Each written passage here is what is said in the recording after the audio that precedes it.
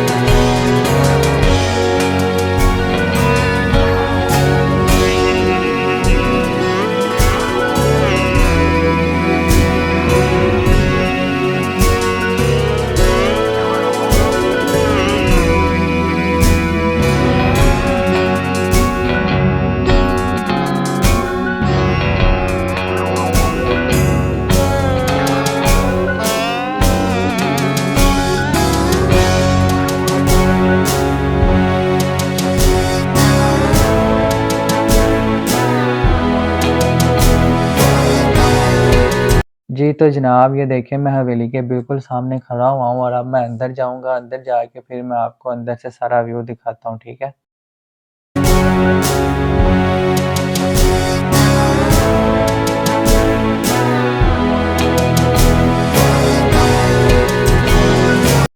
जैसा कि आप देख सकते हैं कि अब हम अंदर आ चुके हैं और अंदर से इसका व्यू कुछ इस तरह का दिखाई देता है, क्योंकि अब ये एक विक्टोरिया गर्ल्स हाई स्कूल बन चुका है। तो इसका व्यू कुछ इस तरह से है।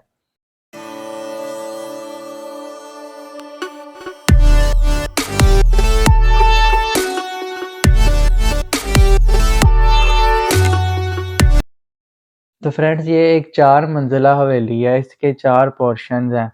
तो अब हम इसके ऊपर वाली मंजिल पे जाते हैं, वहाँ जाके आपको दिखाता हूँ और साथ ही साथ मैं आपको इसकी थोड़ी-सी हिस्ट्री भी बता देता हूँ साथ के, ये किसने बनाई है, कब बनाई, जो इसकी हिस्ट्री है वो भी मैं आपको बता देता हूँ।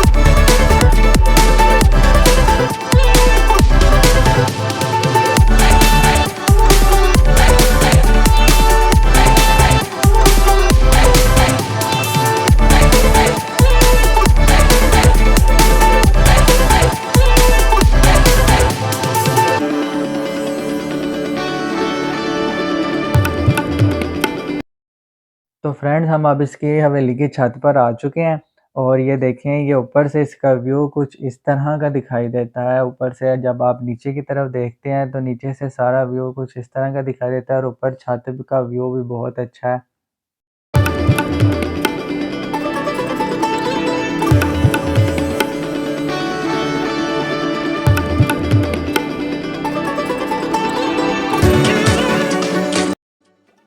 जी तो फ्रेंड्स, अब चलते हैं इस हवेली की हिस्ट्री की तरफ कि इस हवेली की हिस्ट्री क्या है। तो मैं आपको बताता हूँ कि ये हवेली जो है, हवेली नौ निहाल सिंह, ये सिखों के दौर की एक पुरानी हवेली है, जिसको सिखों के ये एक महाराजा राजा रणजीत सिंह ने बनाया था। और इस हवेली को उसने अपने पोते नौ निहाल के लिए बनाया था, उसकी रिहाइशगाह के लिए, उसके रहने के लिए बनाया था। तो इसलिए उसने इसका नाम हवेली नौ निहाल सिंह रखा। तो जो राजा रंजीत सिंह है, उसने इस हवेली को 1830 में बनाना शुरू किया, जो कि ये 1840 में तकरीबन 10 साल लगे इस हवेली को बनाने में। और इस हवेली की 4 मंजिलें हैं, मैंने आपको बताया। इसकी एक बेसमेंट भी है, लेकिन बेसमेंट को अब बंद कर दिया गया है। लेकिन इसकी 4 मंजिलें हैं और इसको बनने में तकरीबन 10 साल का अरसा लगा, 1830 से लेके 1840 तक।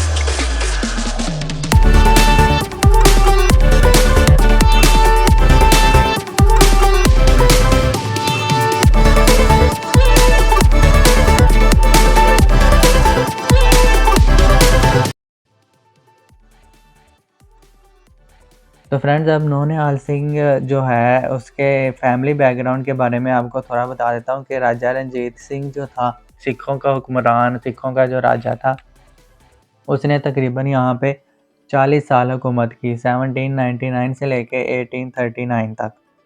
तो उसी अपने अरसा हुकूमत के दरमियान ही उसने इस हवेली की तमीर शुरू करवाई 1830 में, जो कि 1840 तक रही, जिसमें इसकी जो बीवी है महारानी दातर कौर, रंजीत सिंह की जो बीवी थी महारानी दातर कौर, उसका भी एक अहम किरदार है। उसने अपने पोते के लिए ये बनवाना शुरू की थी, उसकी रिहाइशगाह के लिए। और नौनिहाल सिंह 9 मार्च 1821 को खड़क सिंह के घर पैदा हुआ। खड़क सिंह की 4 बीवियां थी। उसकी जो पहली बीवी थी चांद कौर, उसके घर नौनिहाल सिंह पैदा हुआ था।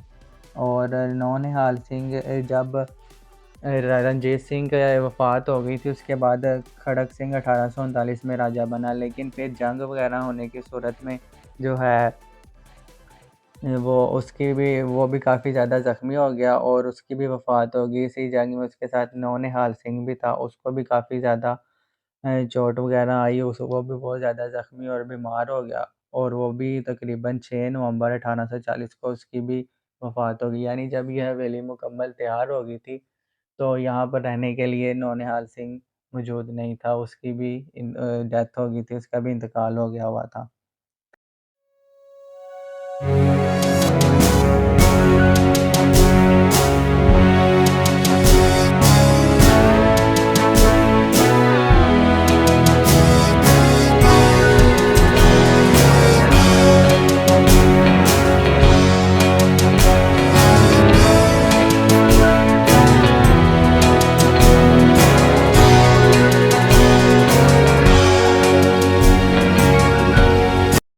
जी, तो फिर नौनिहाल सिंह की वफ़ात के बाद अंग्रेज़ हुकूमत यहाँ पर आई और फिर मलका विक्टोरिया भी यहाँ पर आई। उसने यहाँ पे काफ़ी अरसा इस हवेली में गुज़ारा। जब वो जाने लगी तो फिर उसने इस हवेली को, मलका विक्टोरिया ने इस हवेली को गर्ल्स के स्कूल में चेंज कर दिया। उसने फिर इसका नाम विक्टोरिया गर्ल्स हाई स्कूल रख दिया और इसको एक स्कूल बना दिया गया, जो कि अब भी मौजूद है और यहाँ पर बच्चे तालीम हासिल करते हैं। और फ्रेंड्स, एक और इंटरेस्टिंग बात आपको मैं बताता चलूँ कि पाकिस्तान की कुछ फ़िल्म्स और कुछ ड्रामाज इसी हवेली में बनाए गए हैं। और पाकिस्तान की एक फ़िल्म है बोल फ़िल्म, आतिफ़ असलम की फ़िल्म बोल, तो वो भी इसी हवेली में शूट की गई है।